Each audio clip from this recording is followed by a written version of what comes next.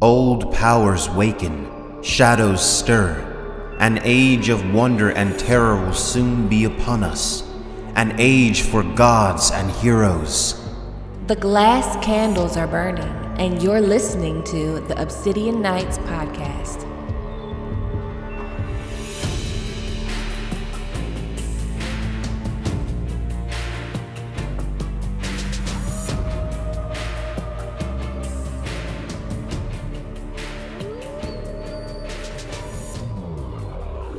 How's it going, guys, and welcome to Obsidian Nights, Episode 3. Now, this chapter is the first chapter where we get the beloved character, Catelyn Stark. Beloved. So, Catelyn Stark is kind of a polarizing character in the A Song of Ice and Fire community, and it's interesting that a lot of the northern parts in A Song of Ice and Fire in the first book are told from her perspective because she's out of place, right? So she is a southerner coming to the north, and though she has northern children, though she's been in the north for a number of years, she still feels, I guess, kind of out of place. She still feels separate from the people of the north and their strange culture and their strange customs. So this chapter starts off with Catelyn walking into the God's Woods, and she's kind of uncomfortable amongst the Weirwood Trees. Here off, right from the beginning, we start to see some of the differences between how the religion in the south works and the religion that's more common in the north. So we learn in this chapter some very interesting facts. And I'll let you jump in a second, Gray, but like the key things we learn is that Catelyn follows the southern religion, the religion of the Andals, of the Seven. And that religion had been passed down in her family for many generations. While Ned and their children follow, and the rest of the North follow the religion of the Nameless Gods. And we learn in this chapter that they share their gods with none other than the children of the forest. So this allows us to see the heathenistic nature of the religion and the kind of pagan influences. It's nature-based, and it's more about mankind in conjunction with the earth, as opposed to the faith of the Seven, which is really just a god that is built in the images of men. So you have, with the faith of the Seven, you have the mother, the crone, the warrior, whereas the old gods, the northern gods, are nameless and faceless. These are the gods of the earth and the gods of nature, as opposed to gods that are created in the image of men, or vice versa. So really one of the first things that stood out to me about this chapter was how we get the distinct sense of these two different religions and these two different cultures already. But I know you wanted to talk about something else, specifically about the Weirwood Trees. So go ahead. You want me to jump in? The description of the Weirwood I love, about the blood-stained hands. Catelyn is coming into the Godswood, and she seems afraid of the heart tree. Why do you think she's afraid of it? Well, she's unsettled by the trees, I think, as anybody would. And as the books continue, slight spoiler, we do see some other Southerners react to Weirwood Trees, and mostly they kind of have similar reactions to it. They're a bit unsettled. The sap looks like blood. It's a creepy white tree with a face. It's not something you see every day. And, you know, Catelyn doesn't really like it. So it's the trees are just themselves unsettling. And then, you know, we see a little bit later in this chapter, and I'll read the quote here. At the center of the grove, an ancient weirwood brooded over a small pool where the waters were black and cold. The heart tree, Ned called it. The weirwood's bark was white as bone, its leaves dark red, like 1,000 blood-stained hands. A face had been carved into the trunk of the great tree, its features long and melancholy, the deep-cut eyes red with dried sap, and strangely watchful.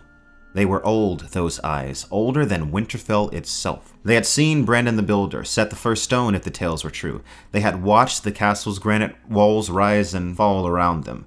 It was said that the children of the forest had carved these faces in the trees during the dawn centuries before the coming of the first men across the narrow sea.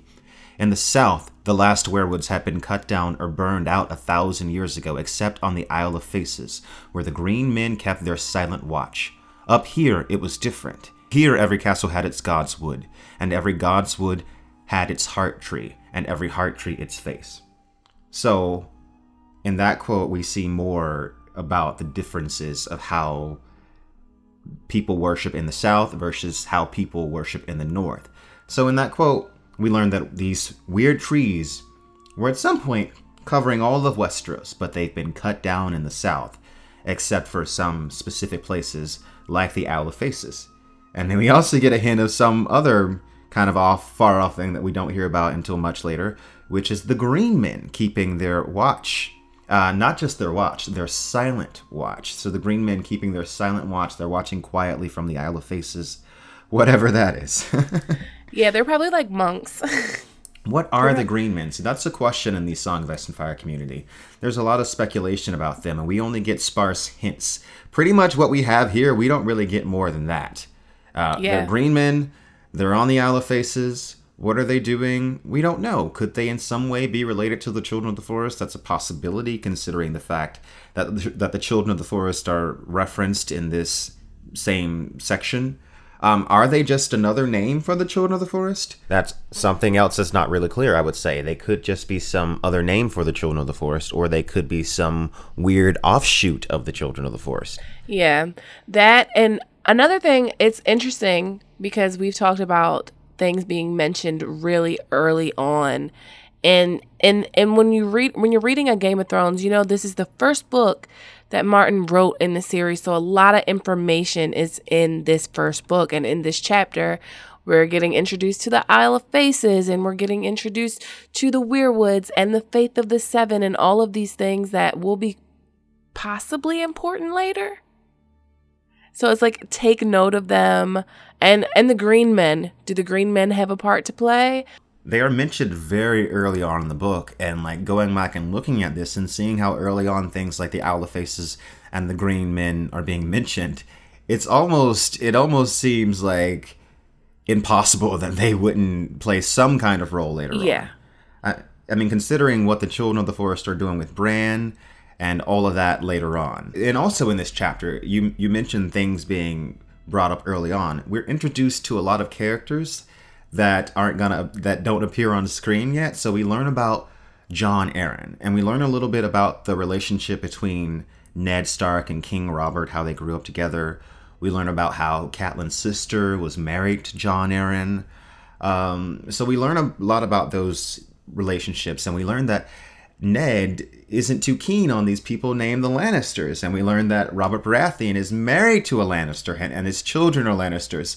So here, George R. R. Martin is showing us how all of these relationships kind of interweave together, and he's kind of sowing the seeds for a lot of the drama that we will see in the books in the upcoming chapters. So the main kind of turn, or the key to this chapter, the main element of it, is Catelyn coming in and telling Ned about the death of Jon Arryn, who was basically like a father figure to him and Robb Stark, and then who would later go on to help them rebel against the king. But we won't get into that. The current king then, but we won't get into that later. So Ned is obviously hit hard by Jon Arryn's death, and we immediately see his emotion. But then it's interesting in this chapter because we see his initial sadness about Jon Arryn's death, and he tells Catelyn that she should go and take their kids and fill Lysa's home with the laughter of children. But then the ball kind of turns when Catelyn then says, "But the king rides for Winterfell." And I think we can bring up the show here because it's a little different in the show.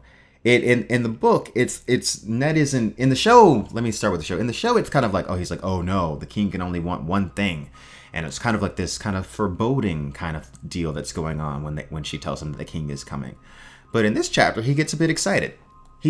Ned is genuinely excited to see his friend that he hasn't seen in a long time, and he even says in this chapter, like, just seeing Robert will be great, even if I have to deal with all these Lannisters. With an infestation of Lannisters. Yeah, so I thought that was really interesting and kind of cool that Ned was so excited to see him. Yeah, I think this chapter, in my opinion, could have been a little more interesting if we had Ned's point of view of like Ned finding out that Jon Arryn was killed and Ned finding out that Robert was coming. Like, I kind of want to know what is going on in his head, even though he's talking to Catelyn and telling her things. Like, he's a brooder. He broods. So like Jon Snow. Yeah, Jon Snow. He's that's how he is. So I doubt, like, you know, we're seeing all of his emotions on display and seeing everything that's going on inside on display. And Robert and Ned actually grew up together. They're close friends. They're best friends, and he's happy that he's coming. For sure. And you mentioned like how Ned is brooding. That's kind of a Stark trait. Like, all the Starks kind of have their brooding traits. And I believe in this chapter, Catelyn even says something like, this is a place for brooding, the Godswoods. And we brought up earlier about how Catelyn feels kind of out of place in the North and all their strange customs and the ways of the people. The thing about the Starks and pretty much all the Northerners is that they are hard people. Like, they've lived through hard times. And it's even reflected in the names. George R. Martin has brought this up before. You've got other people in the world of Ice and Fire, Targaryen, Lannister, kind of fancy names, but in the North it's Stark. Really hard names like Bolton. So it's hard names for a hard place and hard times, and that all that just breeds hard people, I guess. And also, Catelyn brings up, interestingly enough, the Stark words, winter is coming. And she points out how those words are very different from most southern houses. They have words like, hear me roar, growing strong, family, duty, honor. It's all about vanity. But the Stark words are, winter is coming. And think about what that means. It just means prepare for the worst. The worst is yet to come. It's kind of like never let your guard down because winter is right around the corner. If you want to know how, like, hardcore the Starks are, when Ned asked Catelyn, like, how is Rickon doing with the wolf? Keep in mind, Rickon's 3 years old. And she was like, is he afraid of the wolf? Ned's like, is he afraid of the wolf? And Catelyn's like, a little. He's only 3. And Ned frowns at that, like, he must learn to face his fears. He will not be 3 forever, and winter is coming. Like, what the hell? Yeah, he's like, man up. He's 3. Yeah, Ned's like, man up. Like, we don't play this here. Winter is coming. But, you know, in Westeros, where you can have, like, a 10-year summer, Rickon is going to have to learn pretty soon that he was born in summer. This is all he's ever known. But times are not always going to be this easy. And that gets more to the core of what those words really mean. Times get harder, so we have to be ready. So basically, man up, Rickon. You're 3. Be a man. Be a man. Yeah. Man up, my 3-year-old son. Yeah, seriously. Come watch me chop this dude's head off. I mean, but hey. Yeah, I mean, but you wonder, like, in that early chapter, like, why is he making Bran, this young kid, watch such a thing? But it's like, you do need to toughen up. Yeah. Not just in the North, but this is a hard world that George R. Martin is crafting here. Yeah. A hard world all around. I mean, the medieval world is just hard, period. And yeah, but like he throws on a 10-year winter on top of it. Really. And then it's like, so Ned and Catelyn, they're talking in the Godswood. And we kind of find out why Ned doesn't like the Lannisters. And I think this is important, and I think this, I don't want to say it's like the theme for a lot of things, but I feel like the shadow of this is what looms over a lot of the first book, and it causes mistrust between Ned and Robert. I mean, other things between Ned and the Lannisters, other things cause mistrust, of course, but I feel like this is one thing, and it's that Tywin Lannister came late to Robert's cause, and he only came when he knew that the victory was certain. we find out really early that the Lannisters are shady. Yeah. And yeah, we get some hints of the reasons why, but we don't know the exact details of it. It does definitely get expanded upon later. Yeah, as we go on in later chapters. And Ned definitely has reason to not like the Lannisters. It's justified because they did come late after like a lot of damage had already been done to his family. Pretty much all of the damage. And then what's also interesting about this chapter too is that we mentioned how Ned kind of seems to light up when he learns that Robert is coming. But one of the things that I feel like Ned missed from the get-go is that he's being all like down on the Lannisters, but he doesn't understand that House Baratheon is married into the Lannisters. These two houses are tied together. And so Lady Catelyn brings up in this chapter how Ned isn't very superstitious, right? So he kind of ignores the omen. Yes. And we talked about the omen in that very first chapter, the omen of the stag killing the direwolf. And Ned says, and Catelyn says that people have been talking about it in the yard, but Ned doesn't take any stock into this. But he has to understand that House Baratheon is essentially House Lannister. These two houses are merged at this point. While as Ned might be kind of like, no harm could ever come to me by the hands of House Baratheon. I'm so close to Robert Baratheon, but it's no longer just House Baratheon. It's grown and it's become entwined with another great house. And I think that it's important to heed the signs, which I think that's something Ned isn't considering that Catelyn is. So maybe that's part of the reason why it was kind of important to see it from Catelyn's perspective, to see it from how someone from the outside looking in sees this whole situation. I think that this is one instance when Catelyn was right and Ned should have listened to her. That she was right here. That she should be concerned about the direwolf being found dead with the antler. Let's talk about Ned and Catelyn's relationship for a little bit. What I like about this chapter is that we see from the get-go that they actually do love each other. And they love each other a lot, because back in these times, like when you had like arranged marriages and stuff, people were just marrying to join houses and whatnot. And that was they initially did have kind of a political marriage like that, but it grew into love, and you really see that she knows him. So when we talk about the omen, she comes up and she says, "This man that I love," and I feel like she's not really trying hard to convince him that it's a bad thing or that it's an omen, because it's almost like she knows already that he won't see it that way, that he won't look at it this way. And she's looking at him and she's accepting his flaws, she's accepting him for who he is, and she's saying, "This is the man that I love, and I know this is the way he is, and I have to accept this and support him." And I just feel like it's kind of just beautiful that she knows him so well, and we see more of this as the books unfold. They have a great relationship, I think. That's one of, if say what you want about Catelyn, I feel like one of the highlights about that character is her love for Ned. Right? People go on about her love for children, but I feel like her love for Ned kind of outweighed her love for her children.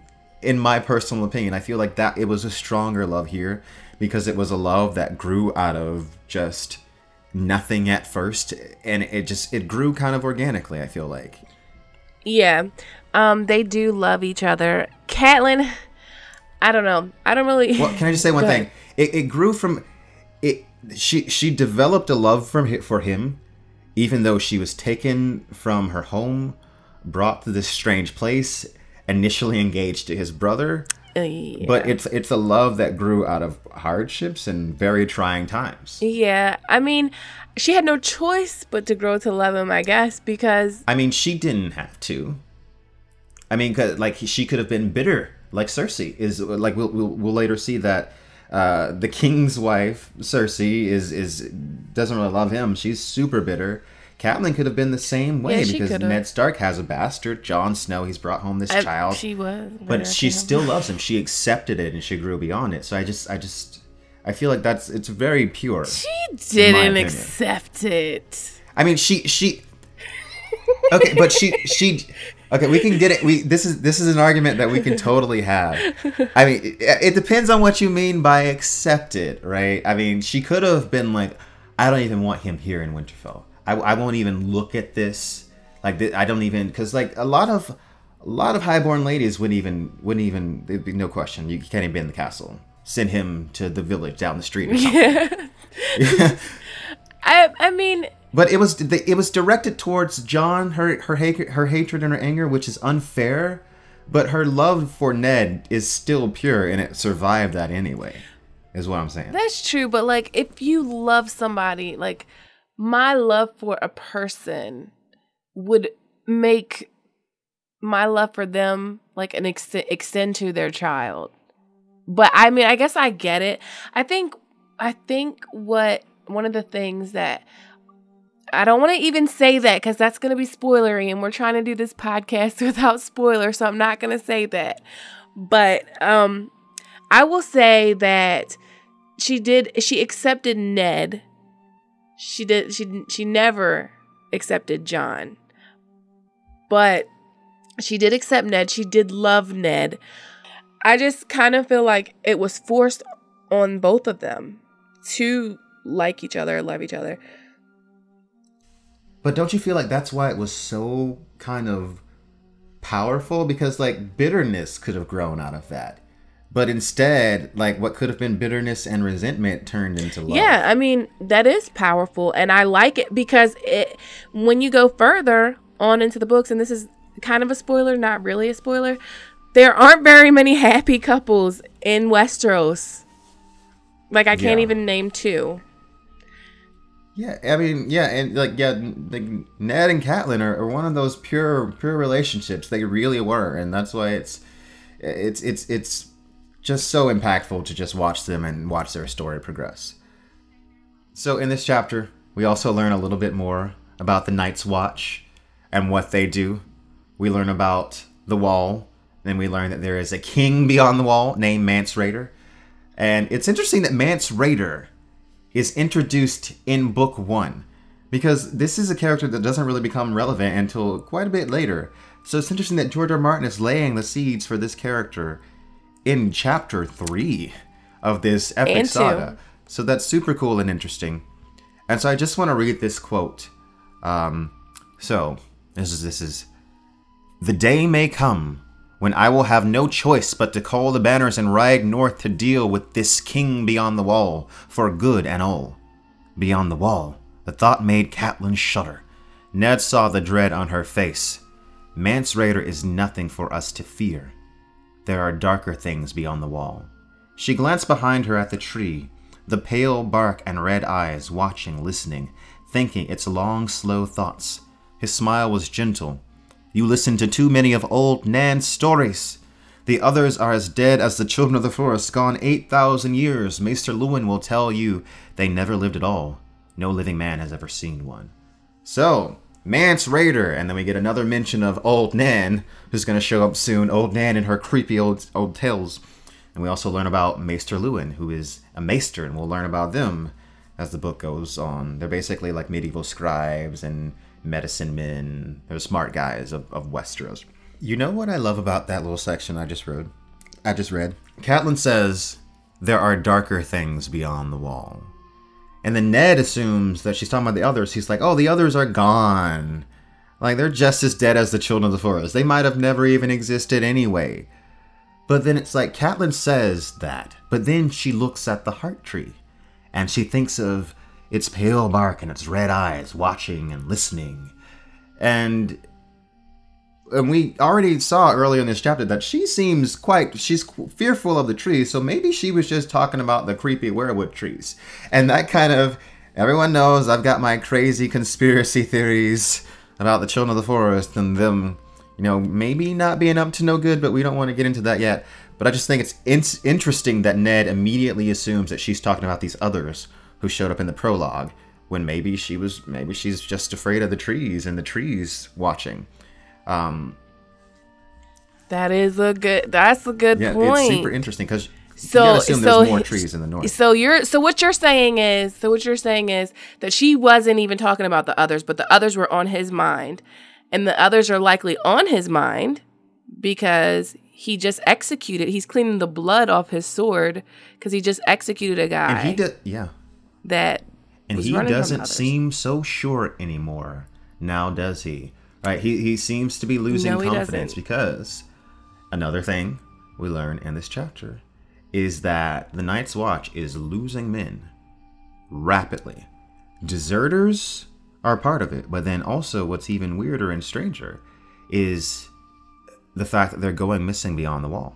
And Ned is assuming here again they're going missing because of the wildlings who are introduced in the prologue. They're the wild people that live beyond the wall. He's thinking that it's because of the wildlings, but maybe it's not the wildlings, Ned.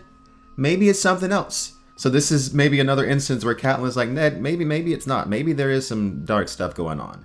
Because one thing in this series that I like is that there's hints that there is some kind of strange resonance that emanates from magical stuff, right? If you get really deep into the lore, in the world of Ice and Fire, there's mention, this doesn't show up in the main series, but the 5 forts that radiate this evil sense, or so they radiate something. You can feel the energy. So maybe Catelyn is picking up on something even from the Weirwood Tree, something that's kind of, my favorite word, esoteric, that's hard to grasp, something that she can't really put her finger on, and that's where the fear is emanating from. It's coming from that place. So that's an interesting way that I like to think about it. Yeah, it is crazy because whatever the guy told Ned, whatever the deserter told Ned in Bran 1, Ned says the poor man was half mad. Something had put a fear in him so deep that my words could not reach him. And then that's when he talks about all of the things you were talking about the watch being below 1,000 and men going missing on rangings. But I would like that, like, the Weirwoods giving off some kind of evil vibe to Catelyn. Because she always feels like they're staring at her. Not even just evil, just something just unsettling. Like you feel something watching you. Like you feel like there is a presence there looking at you. And there's more evidence to this as the book goes on. For certain there's more evidence of this, that you can feel something kind of resonating out of there. So in this chapter we learn a little bit more about Ned's sword, Ice. And I'm going to let you read this section, this quote here, and then we'll talk about it some more. So go ahead. Catelyn had no love for swords, but she could not deny that ice had its own beauty. It had been forged in Valyria before the doom had come to the old freehold, when the ironsmiths had worked their metal with spells as well as hammers. 400 years old it was, and it was as sharp as the day it was forged. The name it bore was older still, a legacy from the Age of Heroes when the Starks were kings in the north. It's basically telling us that ice is only 400 years old. And I know there are so many theories that ice is way older than that. So here's the deal, right? So ice was forged, according to this chapter, 100 years before the doom of Valyria. But it says here that the name could go back further. So what I'm thinking is that ice was probably a different sword back in the day. It was a different sword that the Starks just had. And then at some point in their history, approximately 400 years ago, they said, oh, we can get a better family sword made. And so they had the new ice forged.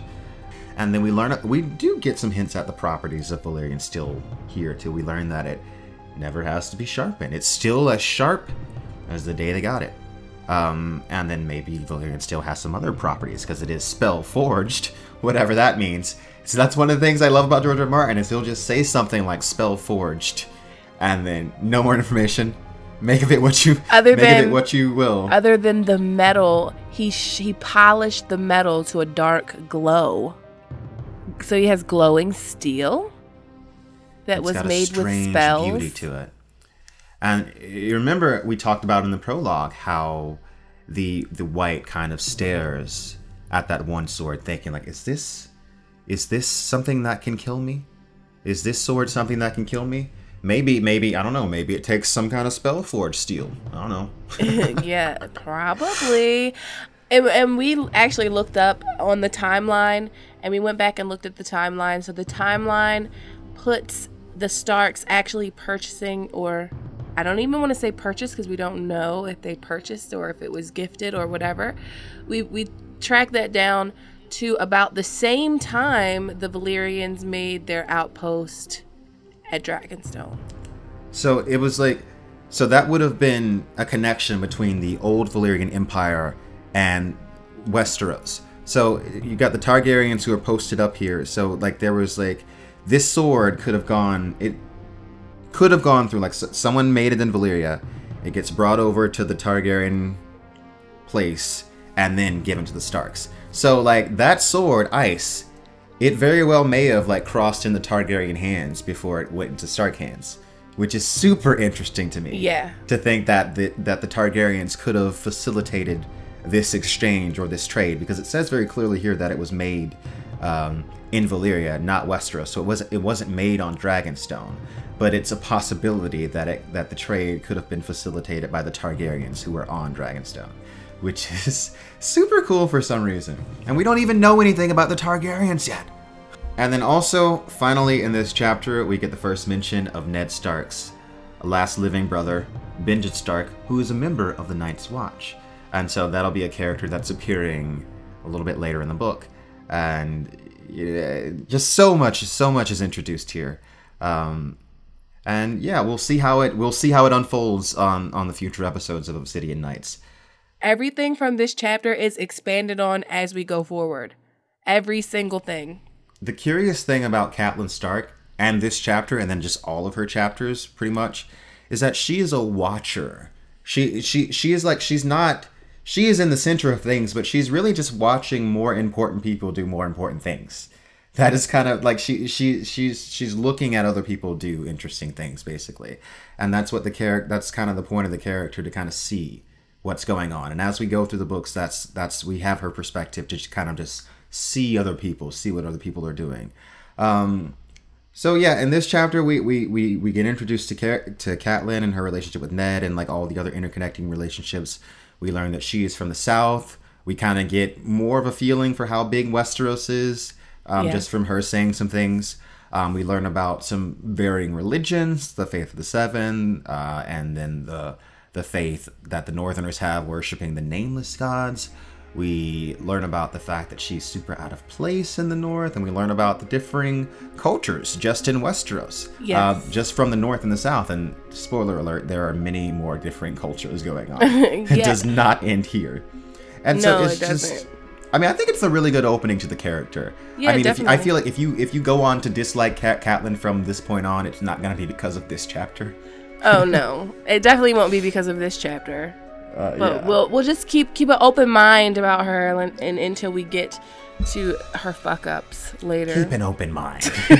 That's all we ask. Just keep an open mind. I mean, it's polarized. I've seen a lot of hate towards Catelyn, and then I've seen a lot of love towards Catelyn. It just depends on who you're asking, I guess. Yeah. I mean, Order of the Green Hand, shout out. They really hate Catelyn. I know they can't do not like Catelyn, like at all. I don't think they like Sansa either. Yeah, I mean, Sansa is just mini Catelyn, and we'll see that as that we get more introduced to that character.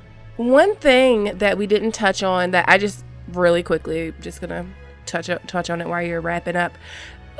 Through the chapter, you were talking about how the North is a hard place, and they're trying to like hammer that in, that the North is hard, and the Stark name is hard, and the Stark words are hard. But the way this chapter ends, with them finding out that Robert's coming and Ned being happy, but then Ned being like, damn, like I gotta feed all these people, and like winter is coming, like the summer is kind of winding down, and in this time period you want to be like storing, like they store their food and their grain and their all of these things, and now he has to feed like this entire royal party, and he only has like a month to prepare for it.